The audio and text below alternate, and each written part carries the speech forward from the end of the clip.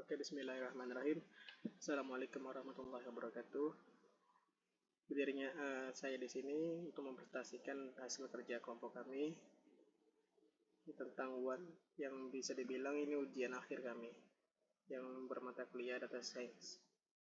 Di sini kami berkelompok 2 orang, ada Muhammad Noval Fikri Tarikan dan saya Muhammad Yahapasa sebagai moderator di sini.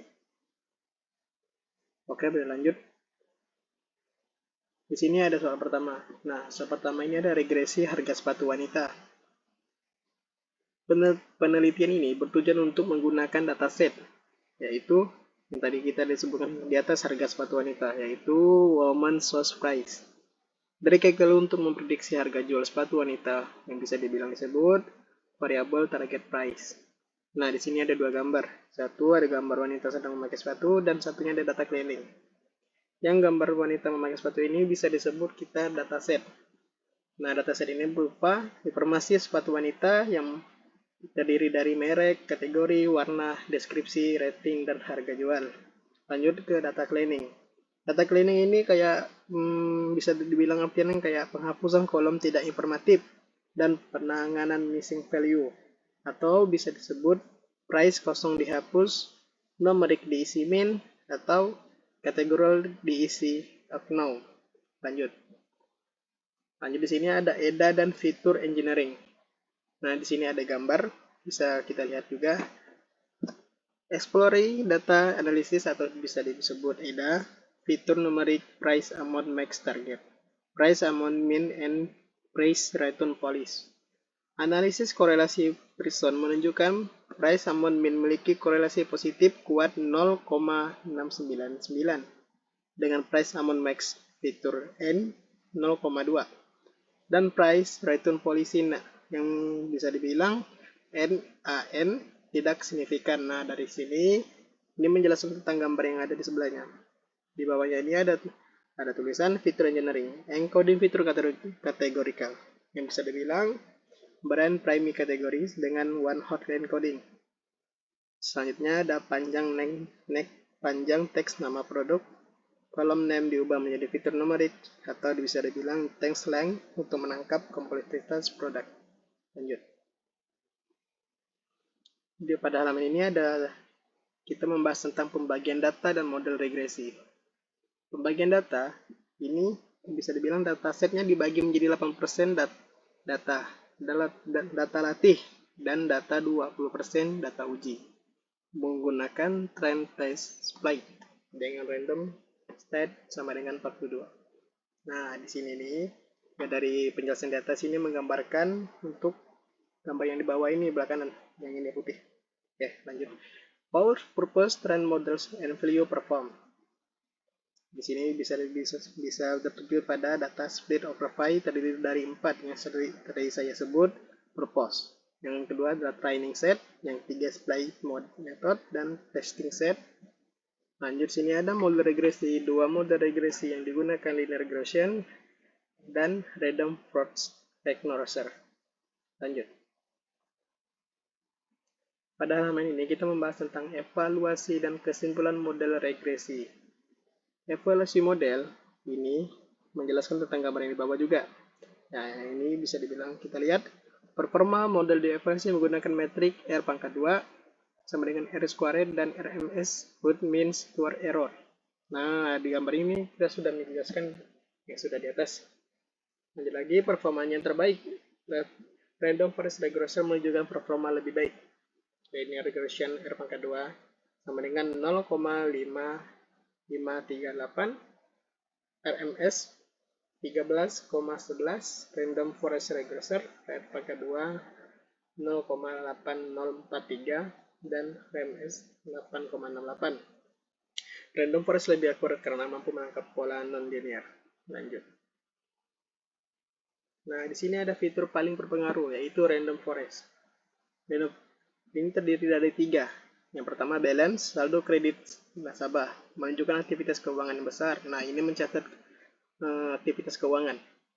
Yang lanjutnya ada lagi purchase, total transaksi pembelian mengindikasikan profil finansial aktif. Ini kayak tempat kita transaksi gitu, kayak finansial kita ini aktif atau enggak gitu. ada payment, total pembayaran mencerminkan kemampuan lunas nilai yang baik.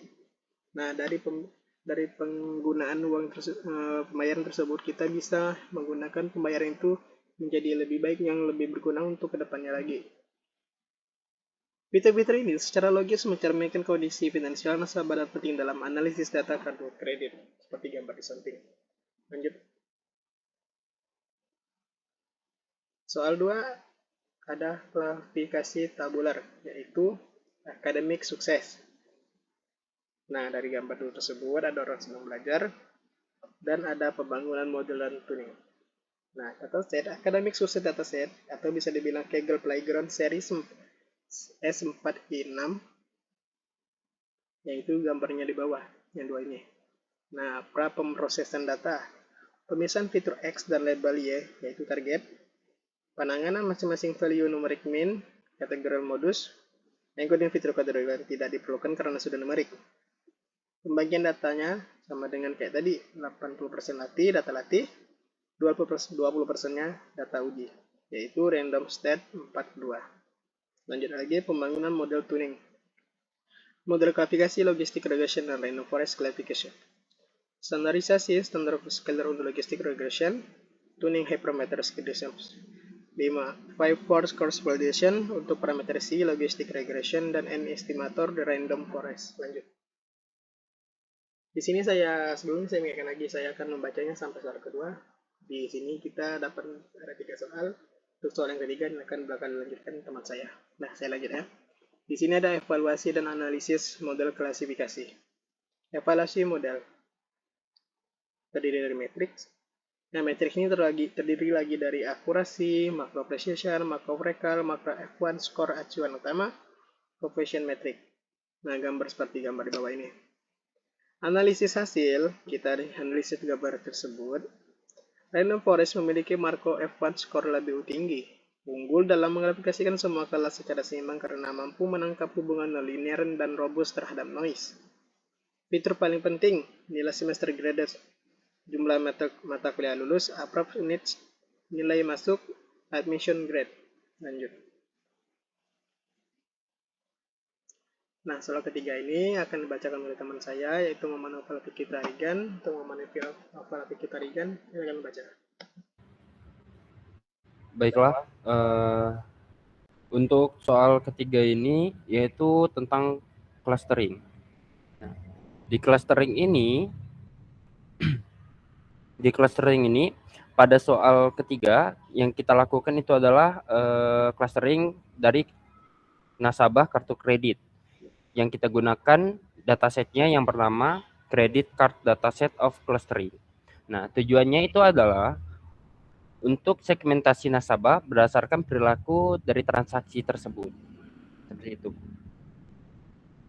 Yang kita lakukan yang pertama itu adalah pra-pemrosesan dan juga metode yang kita gunakan.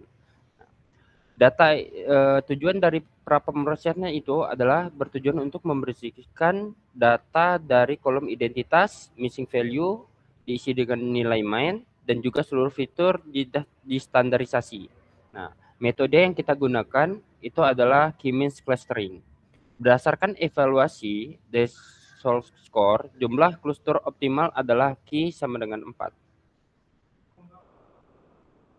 Hasil clustering dan interpretasi. Nah, hasil clustering dan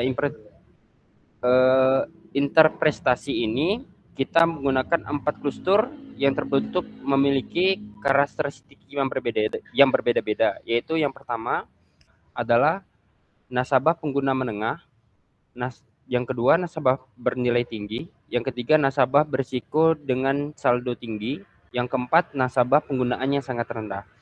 Dari sudut pandang bisnis, clustering dari hasil analisa ini, dari sudut pandang bisnis, cluster paling menguntungkan dalam nasabah bernilai tinggi.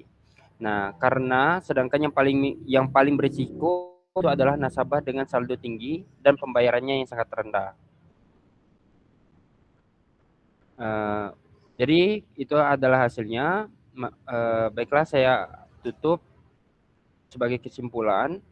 Itu adalah random forest. Nah, sebagai kesimpulan itu adalah random forest menjadi model terbaik pada regresi dan juga klasifikasi. Yang kedua, K-means berhasil membagi nasabah ke dalam segmen dan juga bermakna. Analisis ini menunjukkan bahwa data science dapat memberikan insight yang sangat penting untuk pengambilan keputusan bisnis dan juga akademik. Baiklah, akan saya balikan lagi ke moderator. Oke, baik. Terima kasih Muhammad Novel telah menjelaskan dari soal ketiga. Itu kurang lebihnya sudah masuk mencakupi untuk menjelaskan juga dari soal nomor 3. Nah, untuk mengakhiri presentasi kami, saya mengucapkan terima kasih sudah mendengarkan dengan baik. Kurang lebihnya saya minta maaf. Dari kami, wassalamualaikum warahmatullahi wabarakatuh.